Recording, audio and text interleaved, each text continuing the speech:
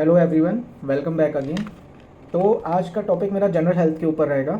General health में अगर हम बात करें तो बात आती है कि हमारी डाइट क्या होनी चाहिए। हमारी डाइट की बात करें तो हमारे डाइट में हमको हर कोई यही एडवाइस करता है कि आप अपने डाइट में वाइटामिन्स को इंक्लूड करो। आप ये खाओ तो आपको ये वाइटामिन्स मिलेंगे, वो खाओ तो आपको वो वाइटामिन्स मिलेंगे, ऐसे सारी चीज़ें रहती हैं। तो जब वाइटामिन्स की बात आई तो हमारे पास बात आती है मल्टी वाइटामिन्स की। तो मल्टी वाइटामिन्स को लेकर जो भी कुछ आपके डाउट्स हैं, जितने भी डाउट्स हैं और A to Z आपके जो भी क्वेरीज हैं, मैं सारी अपने इस वीडियो के थ्रू क्लियर करने की कोशिश करूंगा एंड आई होप ये सारी डाउट्स आपके क्लियर हो जाएं।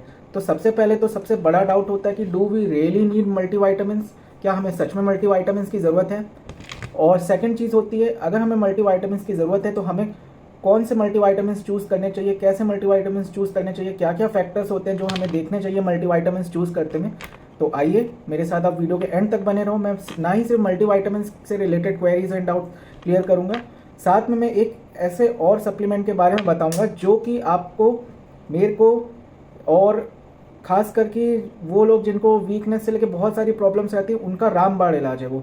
एंड ट्रस्ट मी, अगर मैं कोई भी चीज़ इस वीडियो पे बताता हूँ, कोई भी चीज़ बता रहा हूँ आपको, तो उसका एक ही मेरा वो रहता है, सबसे पहला तो ऑनेस्ट रिव्यू होता है, दूसरी चीज़ वो मैंने सेल्फ एक्सपीरियंस की होती है, ना ही मैंने कहीं से पढ़ा होता है, ना ही मैंने कहीं से रिसर्च की होती है। सबसे पहले मैंने सेल्फ एक्सपीरियंस किया होता है।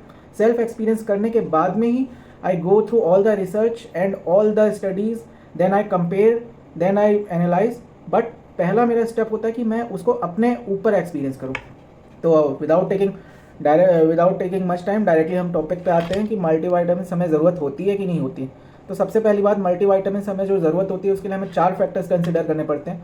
पहली चीज़ तो क्या हम वर्कआउट या हैवी जिम एक्टिविटीज़ इन सब में इन्वॉल्व हैं। नंबर 1, अगर हम ऐसे में इन्वॉल्व हैं तो कहीं ना कहीं हम अपना ओवरऑल जो डेली यूजुअल एक्टिविटीज़ हैं उनसे ज़्यादा हम कैलोरीज बर्न कर रहे हैं, और ज़्यादा कैलोरीज बर्न कर रहे हैं तो हमको फिर उस पॉइंट पे कहीं ना कहीं हमको वाइटामिन्स की ज़रूरत होती है। तो वो वाइटामिन्स हमारे हमेशा फूड से नहीं हो पाते हैं, फूड से क्या कहते हैं कंपनसेट नहीं हो पाते हैं, तो उसके लिए हमको मल्टी वाइटामिन्स की ज़रूरत होती है। पहला डाउट क्लियर हो गया।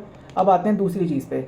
जब भी हम लोग फैट लॉस प्रोसीजर में होते हैं, हम अपने बॉडी में से जब भी फैट लॉस करने की कोशिश कर रहे होते हैं, तो जाहिर सी बात है कि हम कैलोरी डेफिसिट हो जाते हैं, कैलोरी हम कम लेने लगते हैं, हमारा कैलोरी इंटेक्स कम हो जाते हैं। तो कैलोरी इंटेक्स कम होते हैं तो सिर्फ कैलोरी इंटेक्स कम नहीं होते हैं, कैलोरी इंटेक्स के साथ साथ हमारे बॉडी में वाइटामिन्स, मिनरल्स, इन सब की भी कमी हो जाती है, क्योंकि हम लोग कैलोरी इंटेक्स कम ले रहे हैं, मतलब हम लोग खाना कम ले रहे हैं।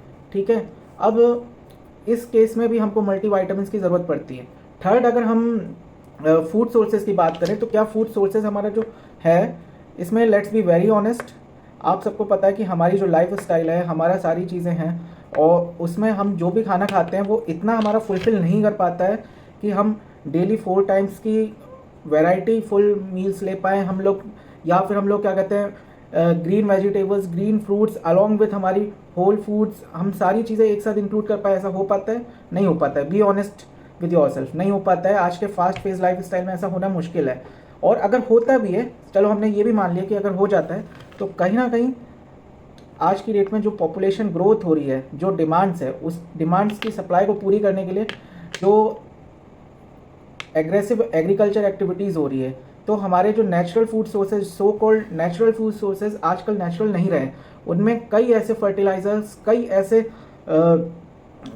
ग्रीनरीज में प्रिजर्व करने के लिए प्रिजर्वेटिव्स रखे जाते हैं कि वो अपने न्यूट्रिएंट्स खो देते हैं। फॉर एग्जांपल, जो पहले कैरेट में विटामिन ए के न्यूट्रिएंट्स थे, जो उनकी आईयू यूनिट्स थी, वो आईयू यूनिट्स अब कम हो गई हैं। ठीक है, तो अब ये बात तो हमको इस 4 फैक्टर से क्लियर है कि हमको जो मल्टी वाइटामिन्स चाहिए होते हैं, वो मल्टी वाइटामिन्स हमें हमारे फूड से नहीं मिलते हैं। तो अगर हमारा फूडिंग अच्छी नहीं है तो हमको मल्टी वाइटामिन्स डेफिनेटली चाहिए। और बाकी के 3 फैक्टर्स, अगर हम हैवी वर्कआउट करते हैं, अगर हम फैट लॉस एक्टिविटी पे हैं और हम नेचुरल फूड ज़्यादा नहीं कंज्यूम कर पा रहे हैं, तो भी हमको क्या कहते हैं मल्टी वाइटामिन्स चाहिए।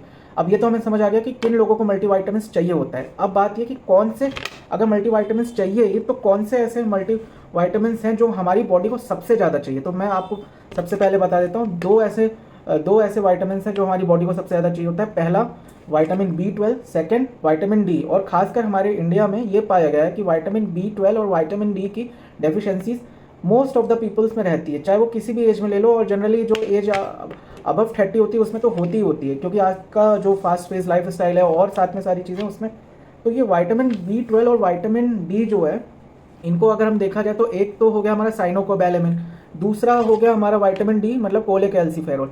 इसके हमें टाइम टू टाइम हमको चेक करवाते रहना चाहिए, हमको टेस्ट करवाते रहना चाहिए। इसके कुछ सिम्टम्स ये होते हैं कि हमको कन्फ्यूज़न होगा, हमको वीकनेस होगी, हमको सांस लेने में दिक्कत होगी, हमको मसल पेन होगा, हमको जॉइंट्स पेन होगा, हमको बैक पेन्स होगा, जो कि आजकल नॉर्मली लोगों को होता है। तो मेरी यही एडवाइस है कि जितने भी लोगों एक बार इस प्रॉब्लम से सफ़र करें, एक बार जाके अपने किसी डॉक्टर, अपने फिजिशियन, उनकी एडवाइस पे ही विटामिन B12 और विटामिन डी को टेस्ट कराएं और फिर ये सप्लीमेंट्स ले लें। तो ये ऐसे दो विटामिन हैं जिनकी हमारी बॉडी को सबसे ज़्यादा ज़रूरत होती है, साइनोकोबैलेमिन और कोलेकैल्सिफेरॉल। साइनोकोबैलेमिन का सबसे अच्छा लेने का जो तरीका है वो है उसका एक नेचुरल फॉर्म होता है मिथाइलोकोबैलेमिन, ठीक है ना। तो उसके थ्रू आप ले सकते हो, उसके सप्लीमेंट्स आते हैं। अब विटामिन D3 के लिए भी आप उनके नैनो शॉट्स आते हैं, उनके शॉट्स आते हैं, उनकी टैबलेट्स आती हैं जो कि वीकली टैबलेट होती हैं, 60 के IU की वीकली टैबलेट्स होती हैं, और फिर डेली टैबलेट होती है 200 IU इंटेंसिटी की टैबलेट होती हैं। तो ये सारी जो टैबलेट्स होती हैं ये आप डॉक्टर की एडवाइस पे, again I am saying doctor की, अपने फिजिशियन की एडवाइस पे आप ले सकते हो। तो ये चीज़ तो हमारी क्लियर हो गई कि मल्टीविटामिन्स हमें लेने चाहिए कि नहीं लेने चाहिए, और अगर लेने चाहिए तो सबसे पहले कौन से 2 मल्टीविटामिन्स के लिए हमें लुक आफ्टर करना चाहिए। अब साथ में एक चीज़ और है, अगर हमें लेने चाहिए तो कौन से मल्टीविटामिन सप्लीमेंट्स हमारे लिए बेटर रहेंगे। तो इसके लिए हमको सिर्फ और सिर्फ 2 फैक्टर्स देखने हैं। पहला फैक्टर्स तो ये, हमें वो सारे सप्लीमेंट्स देने चाहिए जिनमें फूड सोर्सेज या जो भी सोर्सेज जिनसे वो लिए गए हैं वो मेंशन्ड हो, उसके उस पैकेजिंग पे वो मेंशन्ड हो। उसके सोर्सेज अगर मेंशन नहीं है तो I am saying it again, आप नहीं लेना मल्टीविटामिन। अगर सोर्सेज मेंशन नहीं है तो फिर वो यूजलेस है, वो वर्थलेस है लेना। सेकंड चीज़, जो सोर्सेज मेंशन्ड है वो सिंथेटिक या लैब में सिंथेसाइज ना हो, वो नेचुरल हो, नेचुरल डायरेक्ट इंग्रेडिएंट से आ रहे हो, क्योंकि वो लैब में सिंथेसाइज होने वाले मैंने पर्सनली देखा है वो नहीं होते हैं यूज़फुल, वो बिल्कुल भी यूज़फुल नहीं होते हैं। तो आप जनरली नेचुरल, जिनके सोर्सेज में नेचुरल इंग्रेडिएंट्स मेंशन किए गए हैं, आप वो ले लो, तो वो ही ठीक रहते हैं।